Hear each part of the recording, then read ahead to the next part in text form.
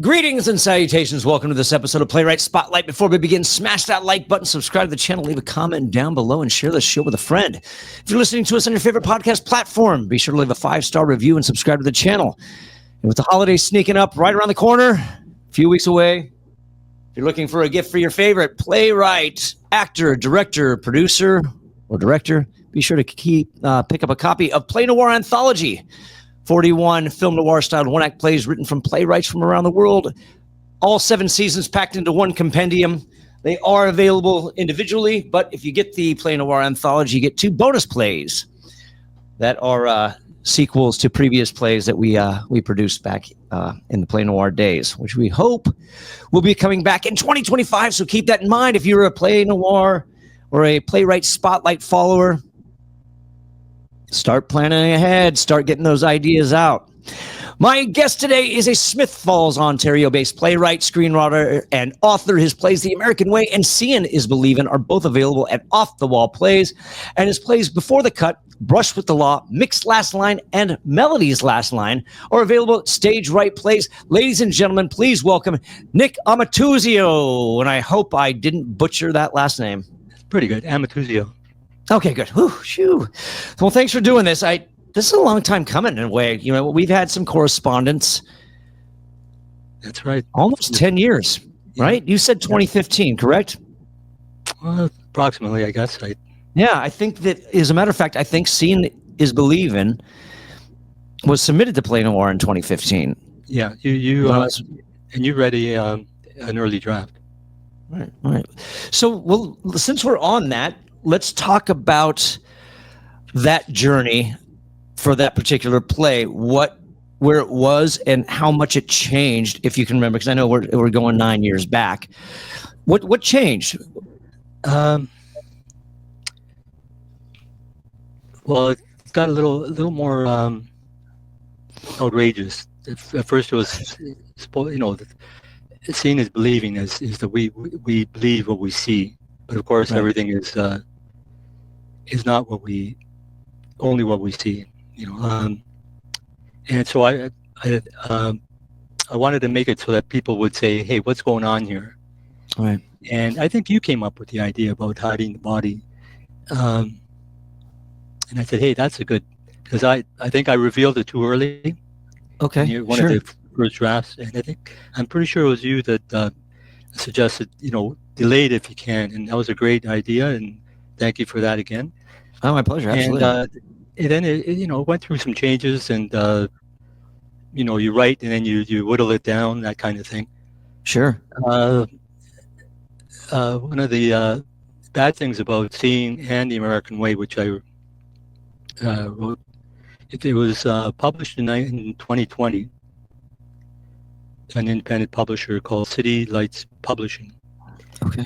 And it turned out that he was, there were other writers there, of fiction, prose, plays, that kind of thing. Okay. So it was wide range. Anyway, he was a con artist, and he stole our money, and he owed us money. And anyway, so that was, it went from a high, getting your work published, to being torpedoed, and nothing but bad things to say about him. He lied through his teeth, much like your president-elect. Well, I want to touch on this because this is somewhere we haven't gone as far as you've been through it. Do you, having gone through it, do you know how to avoid it?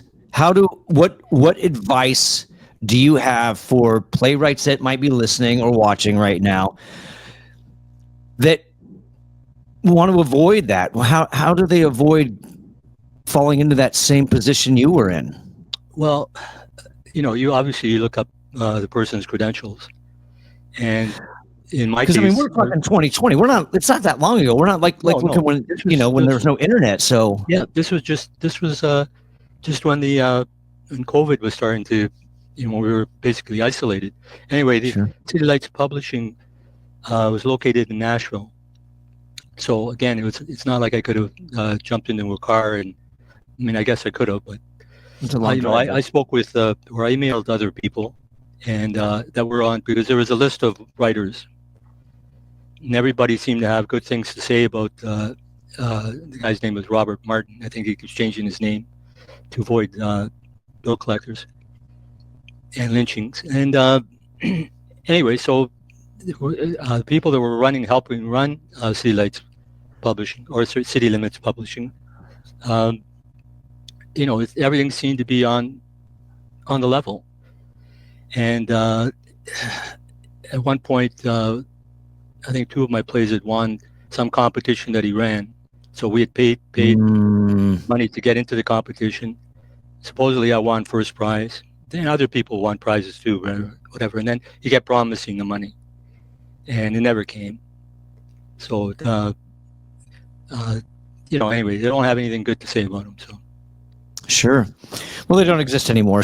But what? How do you avoid that? How do you not set yourself up for that? I mean, you mentioned look into things, but I mean, is there any other advice you can give or that you recommend? There's a writers beware. I think someone has a. Okay. I know all you can do is just basically Google and see if there have been any complaints, almost like a Consumers Bureau or whatever, to just say, hey, what's going on here? Let me ask you this. Go ahead. Sorry.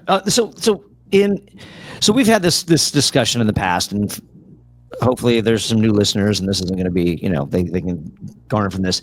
So you entered competitions where there was a monetary prize. Yeah.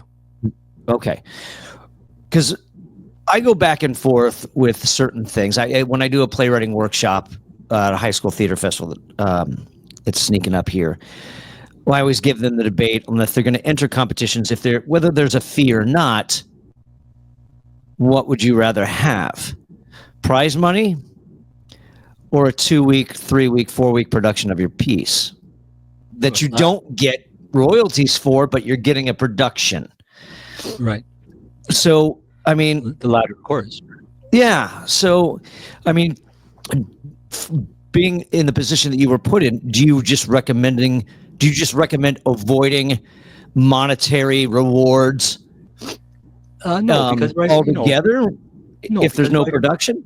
No, James, because writers have to live too, and you also want to see. You also want to see how you stand in. Hey, if you came in, I mean, if it's a legitimate competition, sure, we're not talking about a scam. If it's a legitimate competition, and you're going up against, say, 100 writers. Sure. And if you don't, if it doesn't do anything, fine. If it gets honorable mention or in the top 3 or whatever, hey, then you got something. Doesn't mean it's perfect, but at least you can work on it. And it's sure. Okay, well, I get the monetary aspect of trying to, you got to make a living as well, but okay, all right, I can see that. Because I mean, again, if you get chosen to be produced, I mean, that's saying something as well. Like when we do Play Noir, I think the biggest year, and I don't remember which season it was, but we had 255 submissions. Right. So if we did 6 plays that year, you're in a good place if you got chosen. Sure. I think that's a testament as well. Now we're a little bit more specific with Play Noir because it's a very specific genre. You're not loose, but okay. But I understand that point where playwrights need to make a living as well. Right. But just to get back at that, this particular competition, they didn't offer production; they offered publication. Right. No, of course. Oh. Okay, so I did end up getting some of my work produced here. I can get it for a second. Hold it. Okay, so I did not realize that there was publication. Actually, I should have realized that. I didn't click that. No, it's okay. It didn't click that there was publication as well. Okay, great. Okay, there was publication. So this is why we thought it was legit. Right. Okay. Okay. So the publication came after the competition. Got it. Okay. Okay. I can understand that. And so let me ask you that: were those the city limit publications you just showed, or are those the other? Because I know that No, these are the city limits. Okay, so did you have to pay for those, or did they supply you with those? No, I bought these. Okay. Because what happened was the internet was selling them, and I wasn't getting a penny I wasn't getting anything from the royalty. So I bought up a stack. Sure. Anyway, it didn't. They were kind of early versions anyway. These are the new ones that I've got on Amazon now. Yeah. But they're independent. Right. So on that note, so let's. I just want to discuss this a little bit, just from to kind of weigh that aspect as well, because so I took the self-publishing route with Play Noir. So when I did, at some point, I wanted to start getting all the plays out. Everybody, you go to, there's small theaters, there's high schools, there's college productions and stuff like that, and the same plays get done. Exactly. Whether that's Durang or Ives or even like a Zoo Story, which nothing against any of these plays. They're classics in their own right. There's so much more material out there that people aren't aware of. So I wanted to start publishing Play Noir, but the thing with Play Noir that I didn't want to do, after speaking to other writers who were just trying to get their books out there and novels, is that it's a waiting game. It's you wait 6 months to find out that it's a no.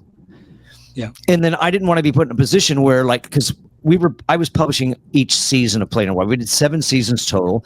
That's anywhere from 4 to 5 plays a season, or up to 7.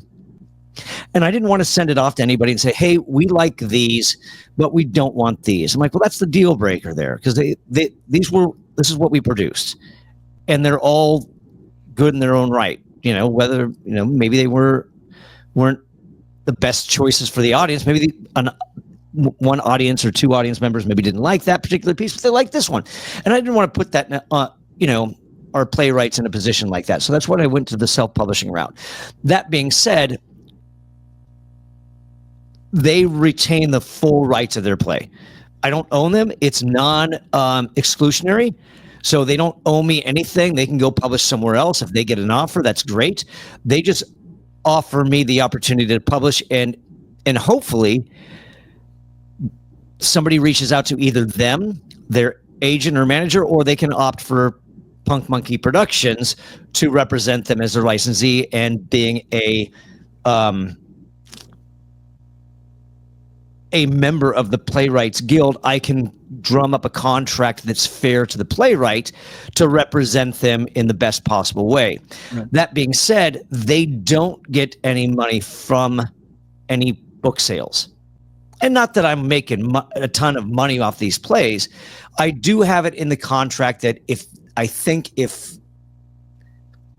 sell 1,000 copies, they get $100 each playwright, because I'm dealing with, again, for Play Noir Anthology, I think I've got 30 something playwrights. Okay. So that's $3,800 out of my pocket, if it gets that way, if anybody buys in bulk. Right. But where their money comes in, and I don't know how, I want to know how you feel about this. Not sorry to go on this long diatribe, but so, and I have had theaters and schools reach out and say, hey, we want to produce this play. What are the stipulations? And so it's like, okay, I'll represent the playwright. They're asking for $25 for this one-time production, or for however many times it's going to be done. And we draw up a contract, they sign it, and then, and they go from there. So they make money in that regard rather than off the sale of the book. What are your thoughts on that?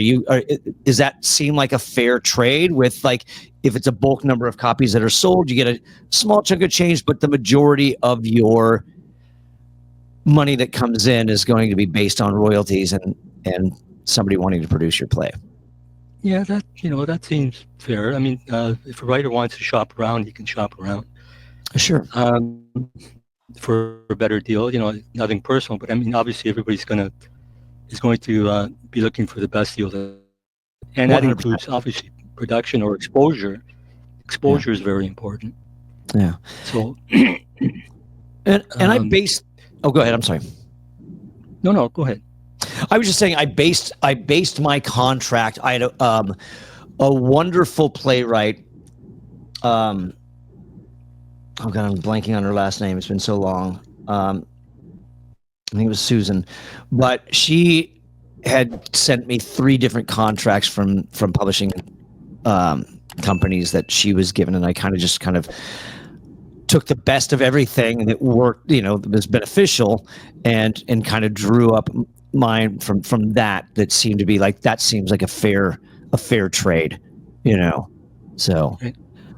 Well, that's an aspect of the business that we haven't covered. And again, like when we went back and forth yesterday on having you on, it's like this is the point where your experience as a playwright comes into play, because you have an experience that we haven't touched on. This is the 4th season of this podcast, and we haven't talked about getting scammed.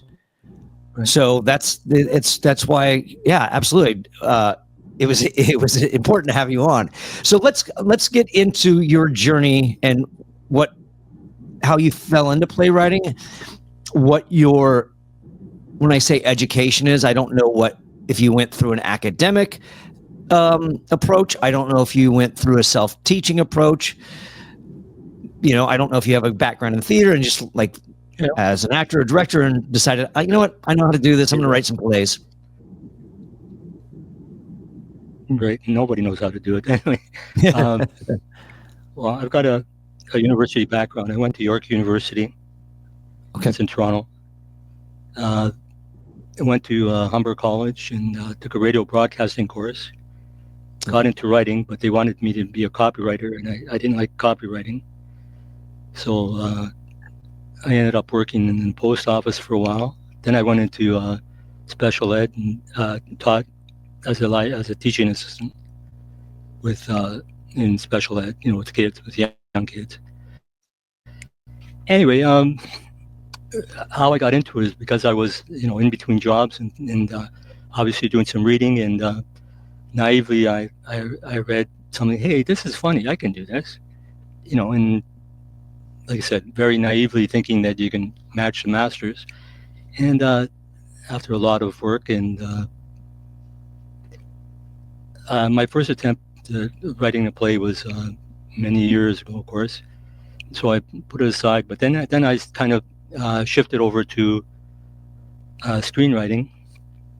And at one point I did and then went back to the playwriting. And I did anyway, I took a few courses, not many though, because I don't think, you have to do the writing. Someone can say, well, this scene doesn't work or whatever, but if you haven't really put in the hours, it's hard to be on the same level. It's hard to have that understanding of what's going on. At least for my case anyway. And so I kept writing comedy and tried to make things work. And then I entered a competition in Ottawa here. It's called Ottawa Little Theatre, and I sent them a very early copy of Before the Cut, and it didn't win, but it got a nice review. It said, wow, we'd like to see this produced. And they compared it to Funny Thing Happened on the Way to the Forum, and nice. I was thinking more of Life of Brian, but all right, well, there we go. Either way. So anyway, right. so I kind of played around with it, wasn't able to do anything with it, put it aside. I joined a writing group called Freefall Writing with a great lady. Her name's Barbara Turner Vasilago. Anyway, she was in Can Toronto. I ask you real quick, when was this, just out of curiosity? Oh, this would have been in the 80s and the 90s. Okay, all right. Just curious, especially if that workshop is still there, Yeah, they can sign up for. I think Barbara is still running Freefall. You can do it online too, as far as I know. Okay.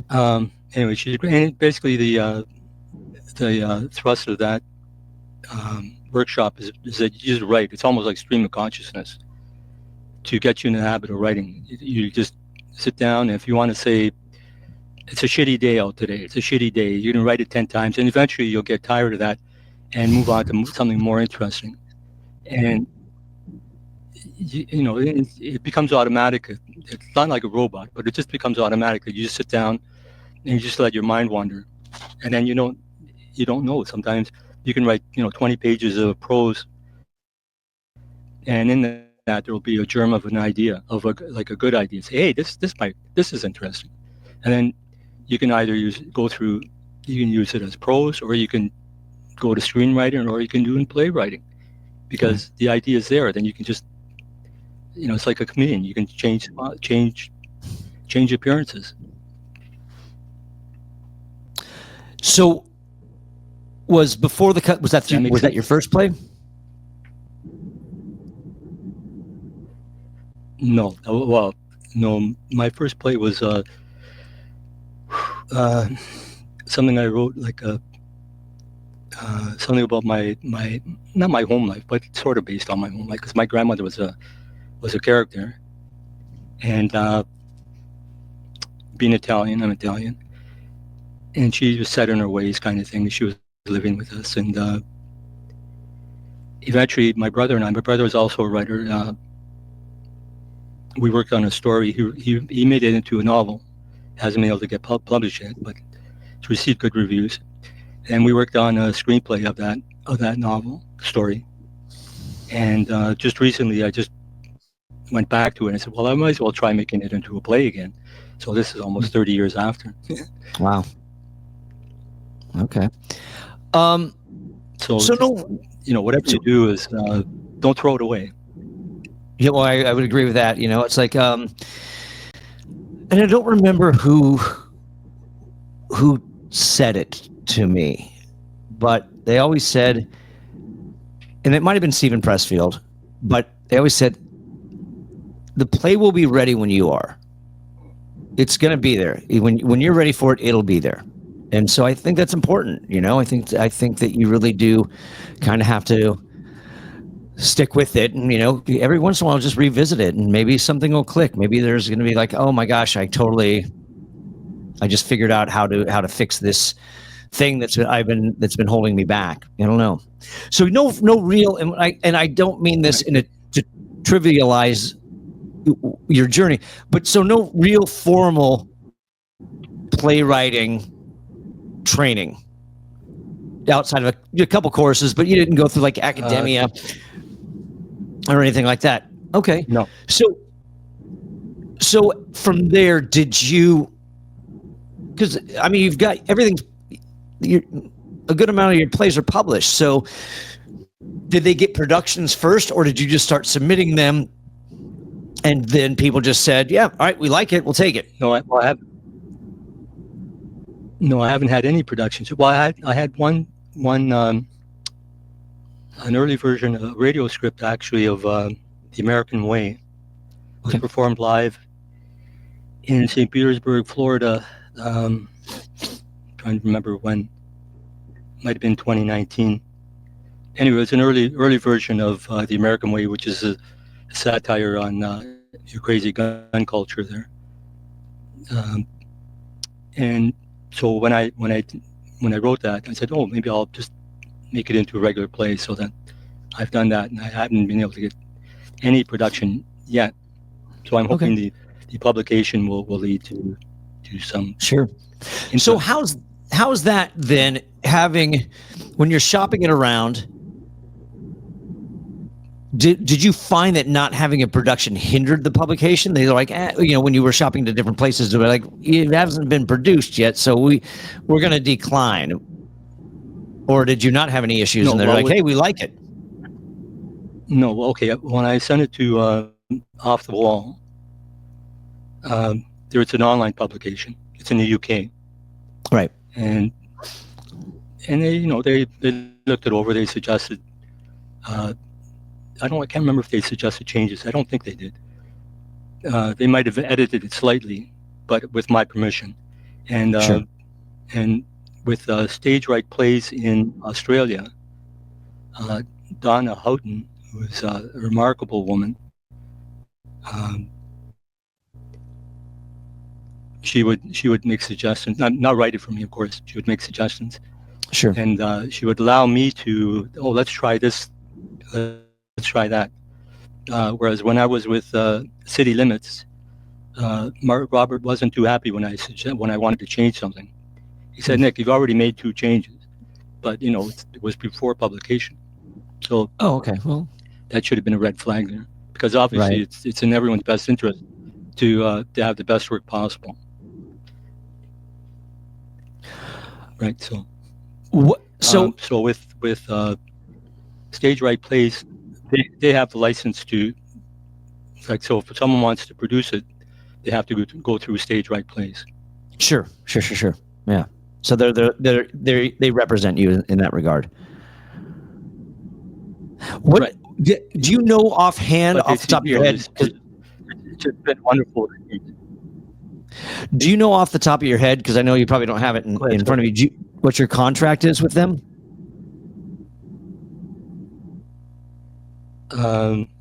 Yeah, I don't have it in front of me. I can send you something if you. Oh no, I'm just curious, just for listeners and viewers that might kind of be like, hey, okay, this is what I can expect from others. Because again, I've only talked about what Punk Monkey Production does as far as our production goes. But if you certainly don't have to hunt it down. There's always one moment in the podcast when I ask somebody a question that's on the spot, and because you're not in the midst of doing the action, it always throws people off. So no worries that if you can't. I was just curious if you happen to know. Yeah, no. Offhand. Very, very fair. I don't feel at all that I'm being taken advantage of. Oh, good. Well, that's all that matters. Well, I'm sure you learned your lesson as well. So. No, exactly. So when it comes to changes, what are the? When did you realize, or how do you approach that? If you've got this guy, if you say his name was Robert, who was at City Limits. That was him. What's the question? Was the guy Robert? Was that the name of the guy at City Limits? Yeah, Robert Martin was his name. Okay. Real quick, just because I'm aware, I just want to make sure that everything's coming through clearly. Well, he's not there anymore. He's I would imagine he's not. Hopefully, he's probably in jail for embezzlement. No, as a matter of fact, he's changed his name a few times, and apparently. There are a few of us that keep in touch. It's called City Limits Survivors. Oh, wow. And okay. Apparently Robert wrote a play and he's having his own thing produced.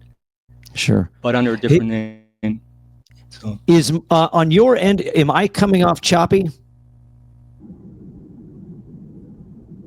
No, you're fine. Okay, I just want to make sure, because again, I think I mentioned it in that email yesterday that sometimes with StreamYard, I've had experiences where like all of my audio on the guests in is like choppy and delayed and stuff like that. So I just want to make sure that it's not happening now and that this is going through clearly. Why the changes when you were with City Limits? What was the catalyst behind those that you said, I need to tweak these things? Like, you already submitted it, it was accepted, but you still decided to make some changes. What were the reasons behind that you felt it still wasn't quite ready? Well, once you get immersed in whatever you're doing, your mind doesn't turn it off suddenly.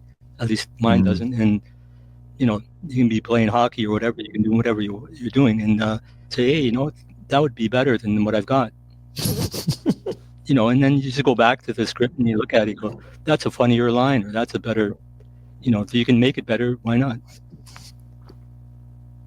Have you found that even after publication, there's certain things like, I want to change this?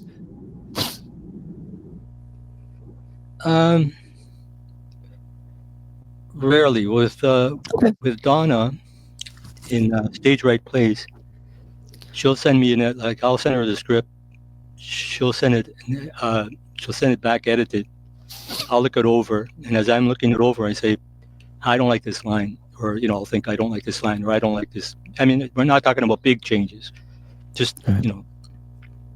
if I can put in something that makes people laugh more than what I have, and say, okay, that's a better line. And usually when I send it back, she says that is better, and then we agree, and there you go, and it's done. Okay. All right. But it's one of the things when I was writing the play was I was also writing the screenplay. So I found that when you shift it over to the screenplay, because it's obviously a different genre, but thinking in terms of images, and then somehow it would get you going to another place, and then go, hey, I can put that in the play, Right. and so anyway, it's kind of, and so you're sort of going back and forth like a tennis match. Do you draw your result, hopefully? Yeah, absolutely. Do you draw your inspiration? Where do you draw your inspiration from? Is it just from that workshop of just rewriting the same line over and over again until something triggers it to spawn off into something else, or what is it that makes you sit down to write a play? That's free fall writing that you're referring to. Yes, that's basically to get you into the habit of writing. I don't do that. I'm not part of the workshop anymore.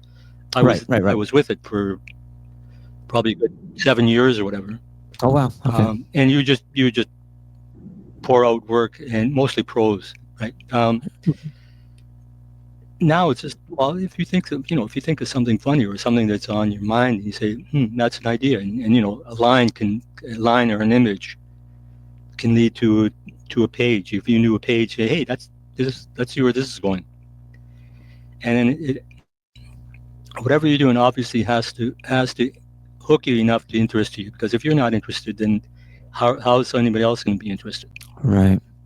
Like, you can't just be banging the keys and saying, okay, I hope I get this finished, I don't care.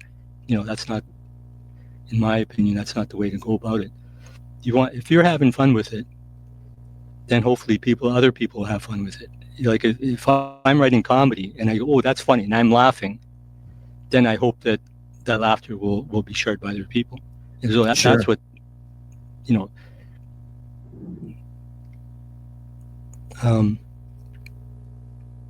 like in when I wrote Before the Cut, the original, it's a biblical story of Samson and Delilah. And in the early version, it was in the think of a funny thing happened on the way form, or Life of Brian. It's a Monty Python-esque kind of script. So when I originally wrote it, the central character was Samson, and I heard Mr. Dietz, I hope I'm pronouncing his name right. Yes. Say, yesterday when I watched the podcast, there's already certain things that you can't really change. So even if it's a myth or a story, people already know a little bit about Samson. So when I revisited the play, I thought, okay, who can the characters be around him that we don't know about? They're new characters, and then you can have fun with them, because there's no story. You're not restricted to the storyline. If you know what I mean. You have a new character. You say, this guy's a sidekick. This guy's a sidekick, or this is the governor of Gaza, or, the Philistine Empire at the time. Okay, let's make him a bungler. He's a comic. He's a fool. He's all power and no substance. And so you can play off of it, that kind of thing. And then you just, you work at the. There's a lot of writing and a lot of rewriting, as you know. Sure. And you try to make it as funny as you can, or if it's if you're doing a horror play, you try to make it as scary as you can. If it's dramatic, you do what you can for whatever you're trying to achieve. So let me ask you that. So when you're taking your concept right now, as far as Before the Cut, and you've got the two historical characters, or we'll just leave it historic, just because they're known, you can't really switch, like you said. So how are you when you say what other characters can I build upon, how does that work? What's your process in that regard when you say I'm looking for new characters that can be surrounded by these two well-known characters? So how do you determine who you're going to put in and what they're going to be, what their quote unquote roles are, if you will? Okay. All right. So, did I lose you there? Nope, okay. You're good. Okay. For Delilah, supposedly. Okay. For Delilah, supposedly she's a ravishing beauty. Okay. So Samson wouldn't be the first to go after her. Okay. Right. So now, if you have a man of power who's got money and maybe not much else, he's going to want her, and of course, and she doesn't want him. She wants Samson. You know, that kind of thing. Okay. And then in Before the Cut, I have the governor's name is Recto, Recto, and he has a sidekick, he has an assistant, and his name is Zelduk, and he's a whimpering ass kisser. He'll do anything for his governor, you know. So the governor thinks he's omnipotent, basically, or almost, or he's a godlike, and Zelduk thinks he's the greatest thing on earth. And Delilah can't stand him, but she'll use him to get what she wants. And then, Right. you know, like I said, it's a comedy, so you'd have to read it and then let me know if you think it's funny or not. So, and of course, Samson, who's in it. He has a trainer because he doesn't want to be champion of the Israelites. He just wants to, you know, play the harp, chase women, and have a good time. But he's a Nazarite, and he has to do what he has to do. So sure. Anyway, so he has a trainer, and the trainer is like the Don King type trainer. Anyway, those are the elements that I use for comedy. So when you determine who these characters are, then do you sit down with a pad of paper, or do you sit a typewriter, and then come up with a backstory or what their traits are? I mean, or do you just say do you automatically know and just start writing the dialogue because you kind of already have a good basis and let them tell you who they are? Yeah, I don't. Personally, I don't like planning things out. Sure. Yeah, that's okay. I just like if I'm sitting at the keyboard, I'll just try with with a bit of dialogue. Just say, okay, let's make this funny. Okay. All right. What would the governor expect? The governor is waiting he wants to make a proclamation, but the horn players aren't here. Why aren't the horn players here? He calls Zelduk. Zelduk, where are the horn players? He says, sire, they're supposed to be here, and that kind of thing. Sure. And so it's just it's like when you're doing anything, I guess. But in comedy, you're just trying to create like a domino effect. Okay, right. Let's start with a funny line or a funny premise or something serious, and it's going to be funny. So you just write with the flow, and then I'm assuming you get done with a funny line that you come up with. Right. I'm assuming that you get through with one draft and then you go. Do you edit while you go, or do you wait until you get that first draft done, and then go back and fix things? I do both. I don't like going nonstop to the end, because then I find if I'm on page 10 and I'm already thinking of page 1, I say, no, I can do a better beginning. So I think I liken it to as it's like polishing your car if you have a car. Is you put the wax on and you polish and you go to another spot, but then you go back to the first spot and you try to make it as bright or as shiny as possible. Then you move on, then you come back, and it's a constant. So I can be on page 20 or 30 or page 100, and then I say, I still don't like that thing on page 2 or page 5. I can do better, or whatever. I mean, it's nothing's written in stone. It's not like somebody's standing over you with a whip and saying, "Come on, write. Get this right now." Sure. It's not a matter of getting it right the first time, because I rarely do. I would imagine that most writers don't get it right the first time. unless you're a genius or something. Right.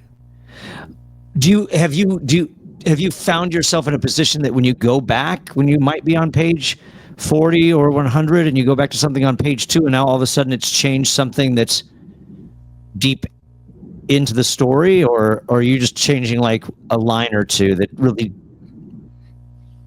just yeah. Well, sometimes if we're using word processors now, so it's not like we're doing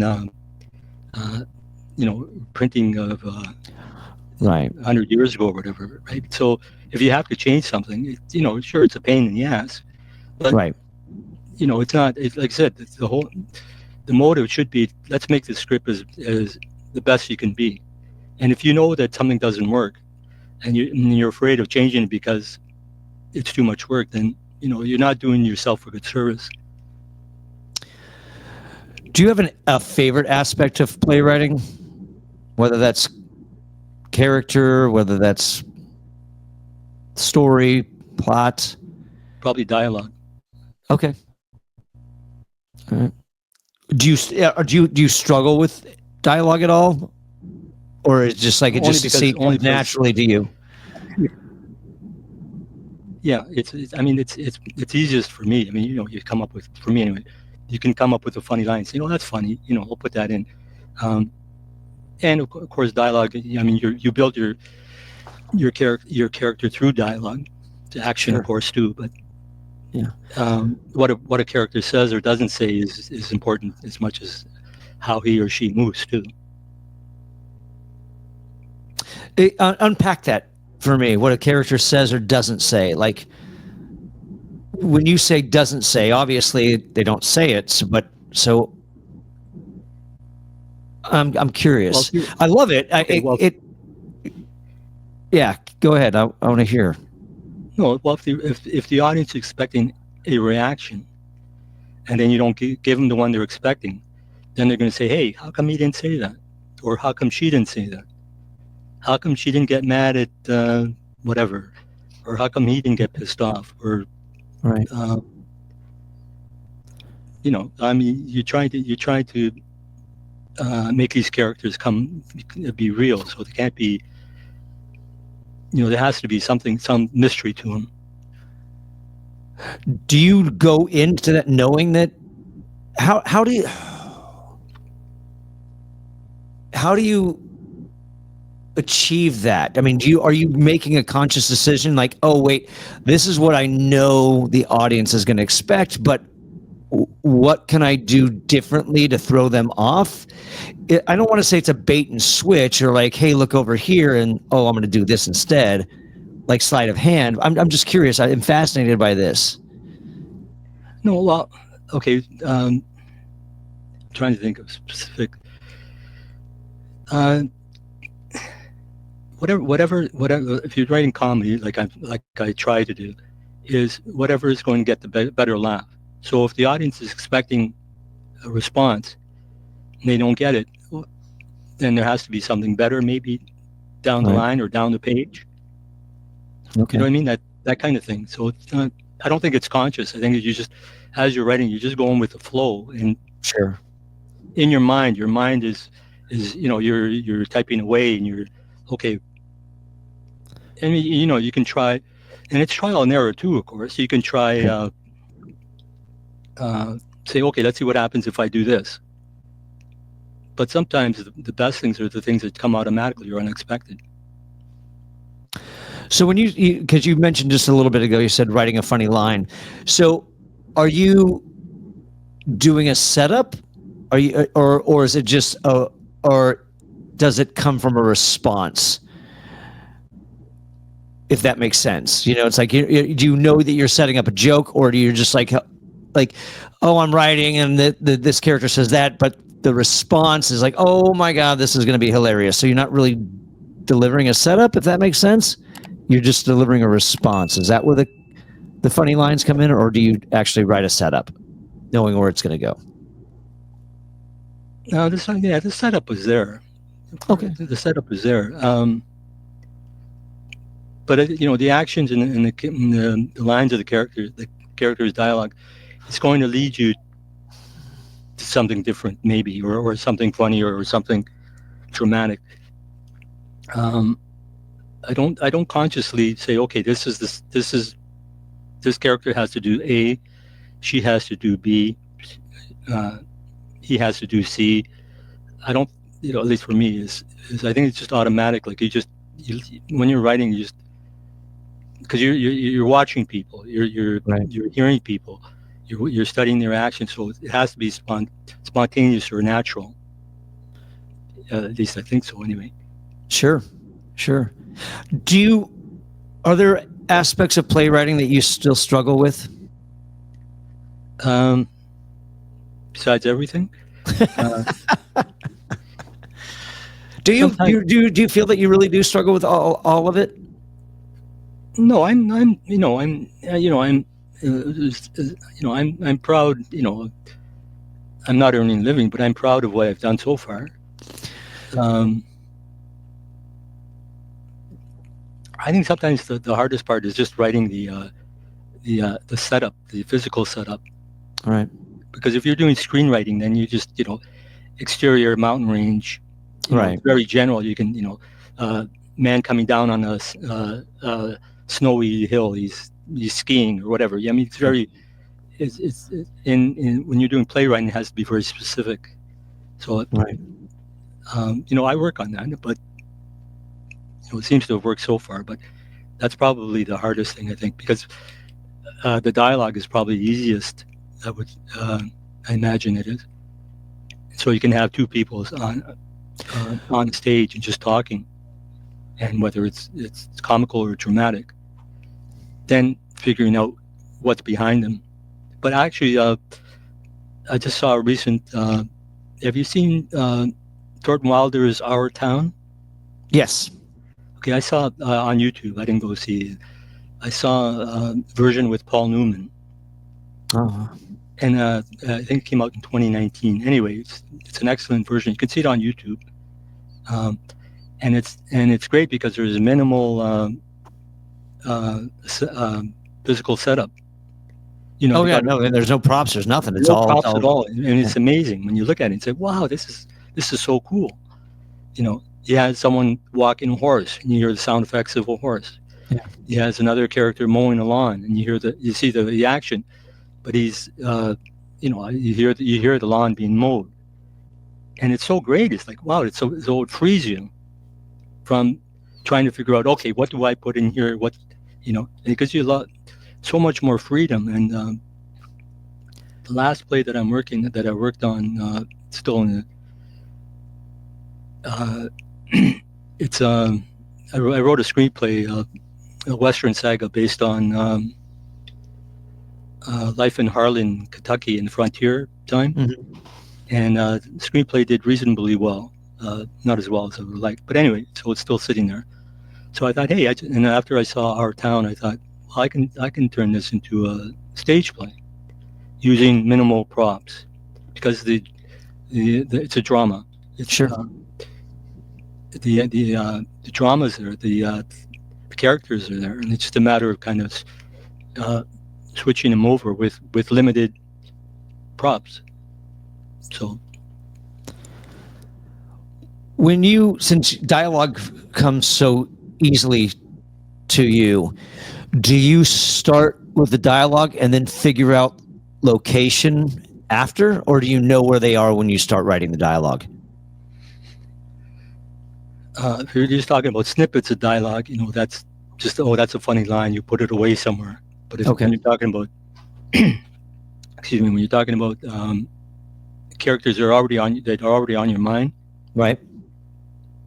Then you basically know where they are or where they're going to. That answer your question? Yeah, it does. But because again, that's why I'm like kind of intrigued, because you were talking about dialogue, and and then you can find out what's behind them when you're in a place. So that's why that question popped into my head, because if you do dialogue, hypothetically, this is a hypothetical, and it might be a fun experiment where it's like, okay, I know, or maybe you do know where they are, but then what happens if you change that location? does the dialogue change based on the environment around them? Like if you, hypothetically, you're on a prairie or whatever, and then all of a sudden you decide that we're going to go here instead, then obviously it might trigger some of the responses. I don't know. It was just something that kind of popped into my head when you were talking about writing dialogue and then figuring out the scenery behind them. Sure. Well, the scenery, of course, the background setting is going to affect the dialogue. Right. I mean, if you're in a tranquil setting, a sunny day in a park, and two characters are talking, whatever they're going to be talking about, if you take those characters and put them in a nasty situation, supposing their boat is sinking or something else, and they have to acknowledge the fact that they're not they're having the best of time. Sure. Yeah. But then that's why I asked, because I'm wondering, it's just like if you have the dialogue, you have this one thing, and then I'm just curious if you ever were in a situation where you decided, like, I'm going to move them and see what happens. Yeah, I'm sure that's happened sometimes. Sure. Yeah. Okay. I'm just curious. It's just something. Like I said, it might be a fun exercise. It might be something I should play around with as well. And you can even make it comical if you want, because there was a one-act play called, I can't remember if it was called The Fire Alarm, where characters are in a hotel room and they notice that the place is starting to smell, it's smoky, and it's getting hot. I think it's a Tom Stoppard play, if I'm not mistaken. Okay, I don't think it was. This was a short one-act play. Anyway, okay, maybe it was. Yeah. And anyway, they're just like, it is getting hot in here, isn't it, James? Right. Yes. Right. The only reason I thought it was is because I don't know if you're familiar with black comedy. Go ahead. And so black comedy is a play that everything's an opposite. So that the play starts in darkness, and you hear the dialogue, you hear the characters speaking, and then a blackout happens. The lights go out, but on stage the lights come on. So now the characters think they're in darkness, and so it's a farce. It's brilliant. And so they're like, oh my gosh, I can't see. I got to get to this. I got to get to that. The father's coming over for a visit, and so anyways, all chaos ensues. We did it in college, and it was with another Stoppard play called After Matisse. After Matisse? Yeah. And so when I saw a friend do black comedy again, the exact play that you're talking about was because black comedy is a 2-act play it's pretty short. And so they did that fire alarm play prior. And so that's why it may not be a Stoppard play. You might be right. And they just might have added it to it just to have another play prior. But I'll have to look into it and put it in the show notes just out of curiosity. But I know exactly what you're thinking about or speaking about. It is a nice, fun, farcical play. Is that your comedy? Is your comedy more dialogue comedy or farcical comedy, more physical? Just out of curiosity. It can be both, I guess. How does more dialogue? Okay, all right. Do you write farce? I'm just curious how that looks on the page. If you do have that approach, I'm like, what do you include in the stage directions? If you do write farce, if you write physical comedy, is it like, it's a pratfall, he slips on a banana and like lands on his face, or because I don't know. I've never really discussed farce and how to approach it from a playwriting aspect.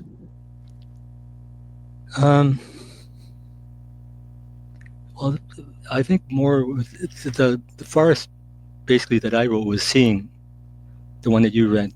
Okay.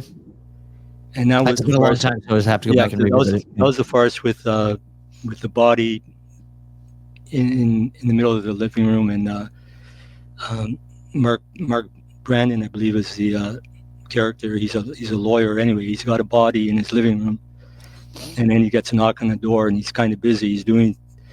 He wants to take care of the body, but then there's a knock at the door, and so he reluctantly goes to the door, opens the door, in comes Sin, his kind of girlfriend, not girlfriend, on and off girlfriend, she comes in and she goes, "Oh, are you doing that again?" That kind of thing. So it's like, Right.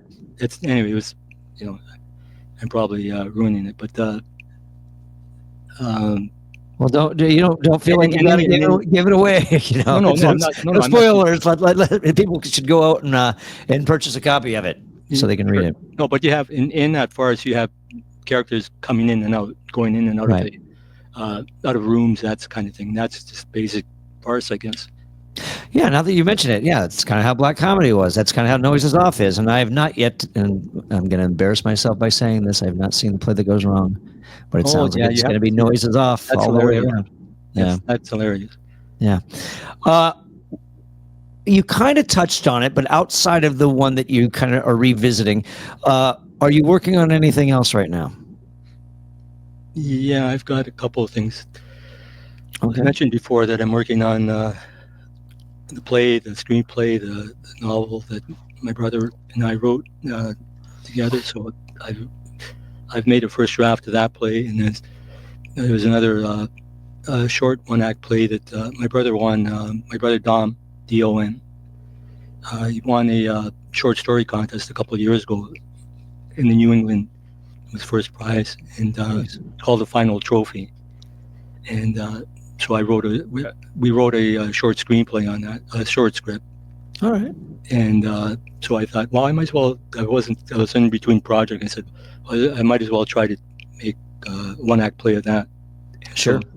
So I just did that just recently, and I'm just waiting to hear back from Donna regarding the Western saga that I wrote, and then I'll be on to the next project. Nice. Okay. And on that note as well, where can people find your work? Okay. Well, my work is it's at Off the Wall Plays. There's two, The American Way and Seeing is Believing are both on offthewall.com, I believe. And my 4 plays are Before the Cut, Brush with the Law, Nick's Last Line, and Melody's Last Line. They're available at Stage Right Plays, and you can read. They're online, and that's WRITE, by the way, folks that are listening. Yeah. Oh, sorry. Yeah. No, that's okay, because I meant to say that earlier when I did the intro. And real quick, before we wrap up, I did want to ask you one other question, because the one thing that I noticed is you've got Mick's Last Line, and then you have Melody's Last Line, and that you said that in your in the bio it said Mick's counterpart. That's basically, yeah. Mick is the talk about talk about the juxtaposition of both those plays. Like, we're coming up with the Mick's Last Line, and then deciding that you're going to write a sequel or a reversal of. No, it's like the Odd Couple. Yep. Well, Neil Simon wrote a Odd Couple with female characters. Okay. So what I did was in Mick's Last Line, it's the stories about a writer who's ends up in the hospital and finds out that he doesn't have long for this world. So the priest and the doctor urge him, when they find out he's a writer, urge him to come up with one last line. And it's, be his best line, because he's an unpublished, unsuccessful writer, and he wants to, prove to the world that he has something. So anyway, that's the premise of the Mick's Last Line. And then I thought, well, okay, let's make Melody. Let's make the character a young female, and have her go through so it's basically the same play. Sure. Okay. But all right. So on that note, you've reversed the genders. What changed? Is it the exact same dialogue, or did you find by switching it totally becomes a totally different play? A slight difference. It's just totally the same, basically. Okay. All right. Just out of curiosity, because it's kind of like, hey, we're moving locations, and now look what changed, and hey, we're changing genders, now look what changed. With Mick's Last Line, his wife is leaving him because he's unsuccessful. Right. In Melody's Last Line, her partner leaves. Okay. And then when they both characters meet up with Father Boyd, who is an old school Roman Catholic priest, who has his old old ways of seeing things.